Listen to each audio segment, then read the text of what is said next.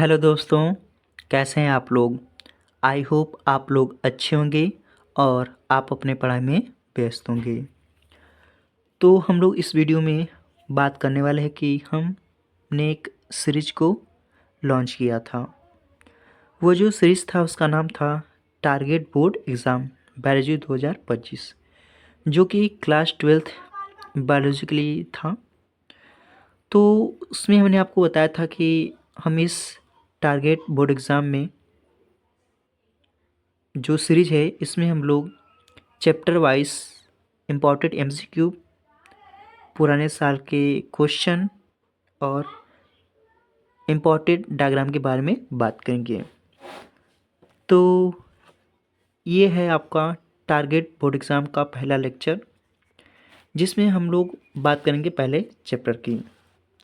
तो आइए ज़्यादा देर न करते हुए हम इस वीडियो को स्टार्ट करते हैं। तो जो बायोलॉजी का पहला चैप्टर है उसका नाम है पुष्पी पादपों में लैंगिक जनन। ये जो चैप्टर है आपका पहला चैप्टर है। तो इस चैप्टर में सबसे पहले हम बात करेंगे एमसीक्यू के बारे में। तो आइए देखते हैं कौन कौन से प्रश्न हैं। तो जो पहला प्रश्न है वह है कि आवृत्तिविजी पौधों में पुंकेसर है। तो आपका ऑप्शन ए है मादा जननांग, बी है नर जननांग और सी है ए व बी। डी ऑप्शन है इनमें से कोई नहीं। आप भी बताने का प्रयास कीजिएगा और लास्ट में कमेंट बॉक्स में कमेंट कीजिए कि आपका कितना प्रश्न सही हुआ है और कितना गलत हुआ है। तो अगर हम पहले प्रश्न की अगर राइट आंसर की बात करते हैं तो इसका जो राइट आंसर है आपका नर जननांग। तो आवृत्तिबीजी पौधों में पुंकेसर क्या है? नर जननांग है। आइए दूसरे प्रश्न की तरफ चलते हैं। तो जो दूसरा प्रश्न है उसमें पूछा गया है कि आवृत्तिबीजी परागकोश में लघु बीजाणुधानियों की संख्या होती है। तो ऑप्शन ए है आपका 1, ऑप्शन बी है 2, ऑप्शन सी है 3, ऑप्शन डी है 4। तो आप सभी लोग राइट आंसर बताने का प्रयास कीजिएगा।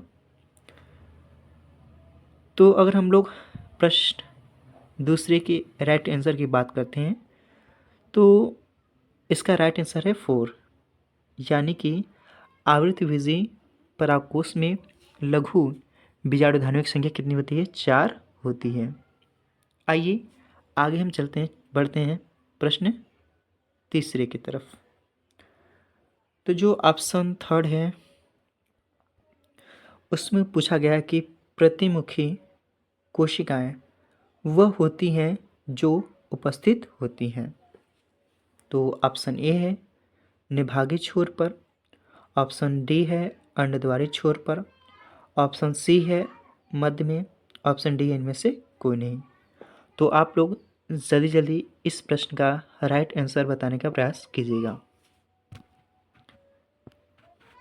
तो अगर इस प्रश्न की हम लोग राइट आंसर की बात करें, यानी कि सही आंसर की बात करें, तो इसका है ऑप्शन ए, क्या है? राइट आंसर, यानी कि निभागी छोर पर। तो जो प्रतिमुखी कोशिकाएं होती हैं वो होती हैं निभागी छोर की तरफ होती हैं। आइए हम लोग आगे बढ़ते हैं। तो जो अगला प्रश्न है यानी कि चौथा, उसमें पूछा गया है कि निम्नलिखित में से कौन सी कोशिका सभी प्रकार के भ्रूणकोश में पाई जाती है। तो ऑप्शन ए है सहकोशिका, ऑप्शन बी है अंड कोशिका, ऑप्शन सी है प्रतिमुखी कोशिका और ऑप्शन डी है सभी।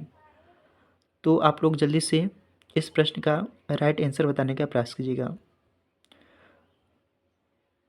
तो अगर हम लोग प्रश्न चौथे की राइट आंसर की बात करते हैं तो इसका राइट आंसर है अंड कोशिका। ठीक है, कि निम्नलिखित में से कोशिका सभी प्रकार के भ्रूणकोश में पाई जाती है वो कौन सी है? अंड कोशिका, यानी कि अंड कोशिका है सभी प्रकार के भ्रूणकोश में पाई जाएगी। आइए आगे हम चलते हैं और बढ़ते हैं प्रश्न 5वें की तरफ। तो जो 5वां प्रश्न है उसमें पूछा गया है कि बहुभ्रूणता खोजी गई है। ठीक है, यानी कि बहुभ्रूणता किस वैज्ञानिक के द्वारा खोजी गई है। तो ऑप्शन ए है ल्यूवेनहॉक द्वारा, ऑप्शन बी है विंकलर द्वारा, ऑप्शन सी है माहेश्वरी द्वारा और ऑप्शन डी है कूपर द्वारा। ठीक है, तो आप लोग जल्दी से राइट आंसर बताने का प्रयास कीजिएगा। तो अगर हम लोग 5वें प्रश्न की अगर राइट आंसर की बात करते हैं तो है आपका ये ऑप्शन ए, यानी कि ल्यूवेनहॉक द्वारा। तो जो बहुभ्रूणता खोजी गई थी वो ल्यूवेनहॉक के द्वारा खोजी गई थी। ठीक है, आइए आगे हम चलते हैं प्रश्न 6 की तरफ। तो जो प्रश्न 6वां है उसमें पूछा गया है कि भ्रूण विज्ञान के जनक हैं। ऑप्शन ए है जगदीश चंद्र बोस, ऑप्शन बी है doctor Hargobind Khorana, option C है पंचानन महेश्वरी, ऑप्शन डी है डॉक्टर बिरबल साहनी। तो आप लोग जल्दी से इस प्रश्न का राइट आंसर बताने का प्रयास कीजिएगा। तो हम लोग 6ठे प्रश्न की राइट आंसर की बात करते हैं तो इसका राइट आंसर है पंचानन महेश्वरी, यानी कि ऑप्शन सी। तो भ्रूण विज्ञान के जनक कौन है? पंचानन महेश्वरी हैं। ठीक है, आइए आगे हम चलते हैं प्रश्न 7वें की तरफ।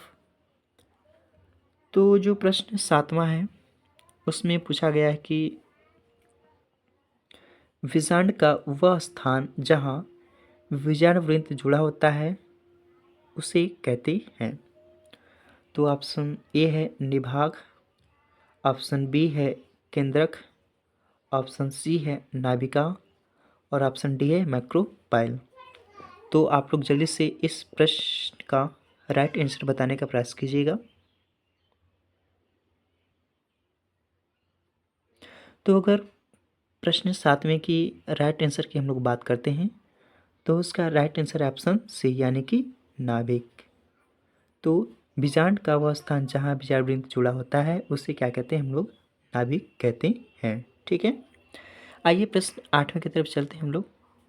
तो जो प्रश्न 8वां है उसमें पूछा कि एक आवृत्तिविधि में 400 परागकणों को उत्पन्न करने के लिए कितने अर्धसूत्री विभाजन आवश्यक होंगे? तो ऑप्शन ए है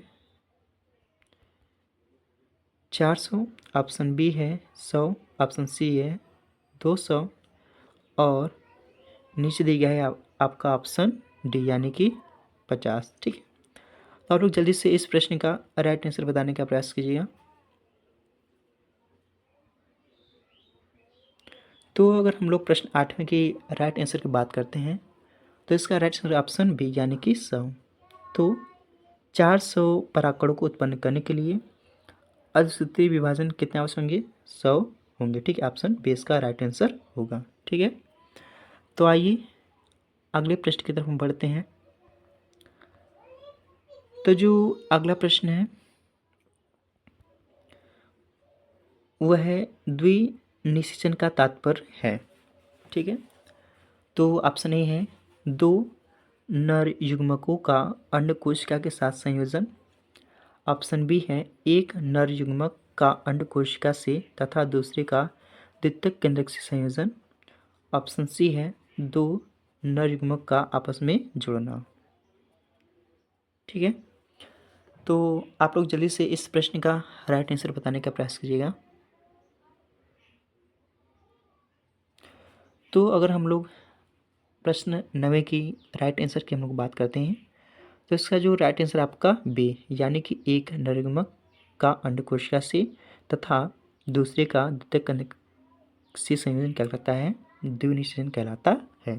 ठीक है, आइए आगे हम चलते हैं और बात करते हैं प्रश्न 10वें की।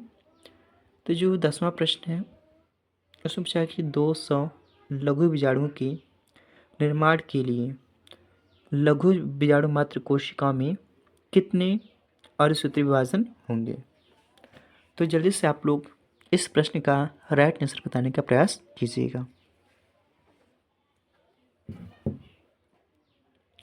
तो अगर हम लोग इस प्रश्न का राइट आंसर की बात करते हैं तो इसका राइट आंसर आपका बी यानी कि 50। तो 200 लघु विजाणु के निर्माण के लिए लघु विजाणु मात्र कोशिका में हमें 50 अवशक्ति विभाजन करवाने पड़ेंगे।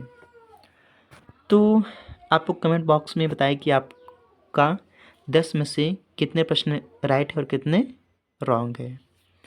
तो पहले लेक्चर में हमने इतने ही प्रश्न लाए हैं, ठीक है। इससे सेकंड लेक्चर में हम बहुत सारा प्रश्न को करेंगे। तो ये जो वीडियो है आपको पसंद आया है तो इस वीडियो को लाइक एंड चैनल को सब्सक्राइब ज़रूर कीजिएगा और ये वीडियो अपने दोस्तों के साथ शेयर ज़रूर कीजिएगा। तो हम लोग मिलते हैं इसी तरह एक नए वीडियो के साथ। तब तक के लिए टाटा बाय बाय।